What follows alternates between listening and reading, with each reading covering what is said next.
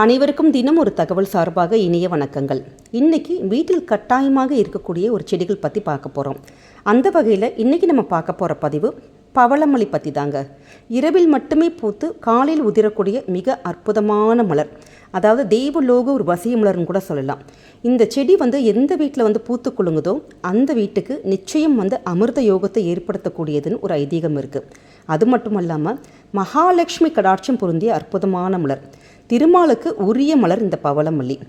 இந்த எல்லா செடியுமே நம்ம என்ன பண்ணுவோம், பூக்கள் எப்படி பறிப்போம், செடியிலேருந்து பறிச்சுட்டு சுவாமிக்கு நம்ம அப்படியே சாத்திடுவோம். ஆனால் இந்த ஒரு செடியிலேருந்து பூக்கள் மட்டுமே நம்ம செடியிலேருந்து கண்டிப்பாக பறிக்கவே கூடாதுங்க.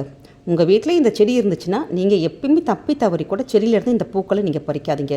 கீழே விழும் பார்த்தீங்களா, அது உதிர்ந்து கீழே விழுகிற அந்த ஒரு மலரை மட்டும்தான் நம்ம எடுத்து சுவாமிக்கு நிவேதனமாக நம்ம பண்ணணும், சுவாமிக்கு நீங்கள் சாத்தணும். இது ஒரு ஐதீகமே இருக்குது. இதுக்கு ஒரு கதையே இருக்குது. பாரிஜாதம்ங்கிற ஒரு இளவரசி சூரிய பகவானை கல்யாணம் பண்ணிக்கலான்னு ரொம்ப ஆசைப்பட்டாங்களாம். ஆனால் சூரிய பகவான் அதை மறுத்துட்டாராம். உடனே பாரிஜாத இளவரசி கோவப்பட்டு அந்த இடத்துல அவங்க தீ குளிச்சுட்டாங்களாம். அந்த சாம்பல்லேருந்து உருவானது தான் இந்த பவளமல்லிங்கிறது அந்த ஒரு மரம். அதனால தான் இந்த மரத்துடைய மலர்களானது, இந்த பவளமல்லி பூ பார்த்திங்கன்னா ராத்திரி மட்டும்தான் பூக்கும். காலையில் சூரியன் வரத்துக்குள்ளே அந்த மரத்துலேருந்து எல்லா பூவும் உதிர்ந்துடும். நீங்களே இப்போ உங்கள் வீட்டில் இருக்க செடியை நீங்கள் பார்த்தீங்கனாலே தெரிஞ்சிடும், ராத்திரி மட்டும்தான் இந்த பூக்கும்.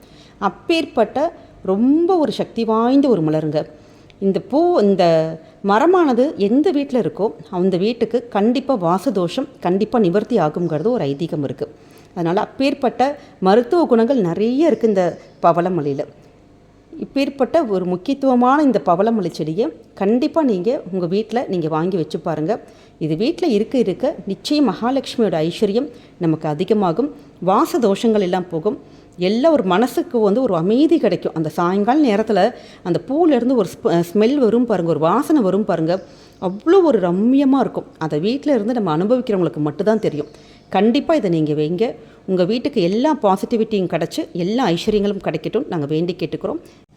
மீண்டும் வேறொரு நல்ல பதிவில் உங்களை சந்திக்கிறோம். நன்றி, வணக்கம்.